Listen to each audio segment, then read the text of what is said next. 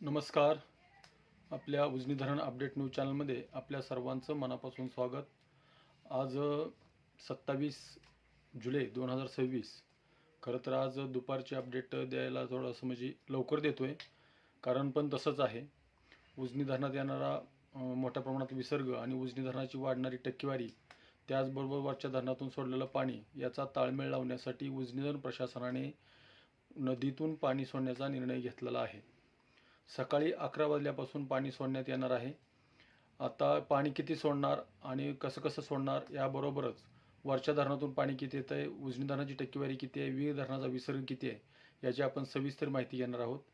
आता जर उजनी धरणाची एकूण पाणीसाठा बघितला तर 113.72 TMC, सकाळी 112.79 TMC होता.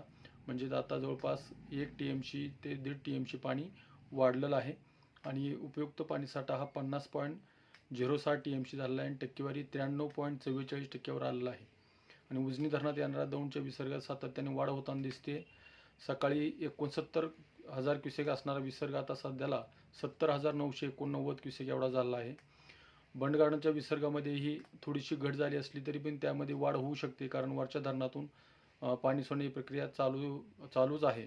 सध्याला बंड गार्डनमधून 18,221 का विसर्ग येतोय आणि वीर धरणातून मात्र सोडण्यात आलेला जो 13,911चा विसर्ग होता तो कमी करून सध्याला 4,582 क्युसेकचा करण्यात आलेला आहे. आणि गुंजवणी धरणातून 2,553 क्युसेकचा विसर्ग सध्याला वीरमधून नीरा नदीमध्ये सोडण्यात येतोय.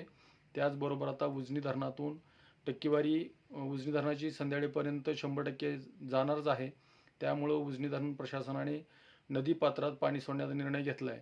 सकाळी म्हणजे आता 11 वाजल्यापासून नदी म्हणजे गाळमुरीतून 5,000 क्युसेक्स आणि पॉवर हाऊसमधून 1,600 क्युसेक्स असं 6,600 क्युसेकचा विसर्ग सोडण्यास सुरुवात होणार आहे.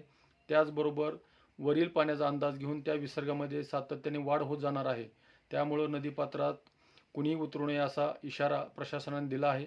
आणि आता जर वरच्या धरणाची परिस्थिती बघितली तर वरच्या धरणातून सध्याला 55,945 क्युसेकचा विसर्ग येतोय.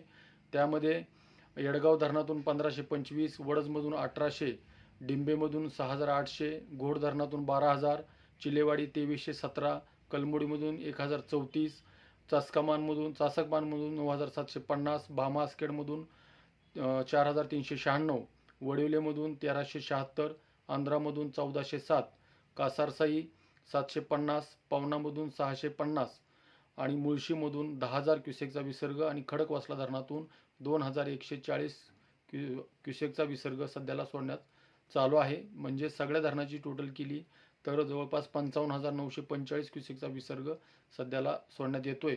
त्याचबरोबर वर घाटमाथ्यावर पावसाचा जोर आता वाढू लागला आहे. काल जर बघितलं तर सगळ्यात जास्त पाऊस हा मुळशी धरणावर 160 मिलीमीटर एवढा झाला. त्यानंतर टेमघरवर 59 मिलीमीटर झाला आणि वडिवलीमध्ये 44, चिलेवाडीमध्ये 51 आणि कलमुडीमध्ये 38 मिलीमीटर एवढा पाऊस झाला.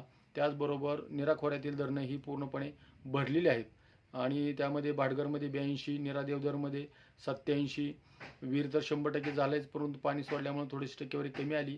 आता सध्याला 98% आहे आणि नाझरे धरणाची परिस्थिती चांगली आहे. अशाच इथून पुढं उजनी धरणातून मोठ्या प्रमाणात विसर्ग सुटू शकतो, कारण हवामान खात्यानं रेड अलर्ट दिलेला आहे.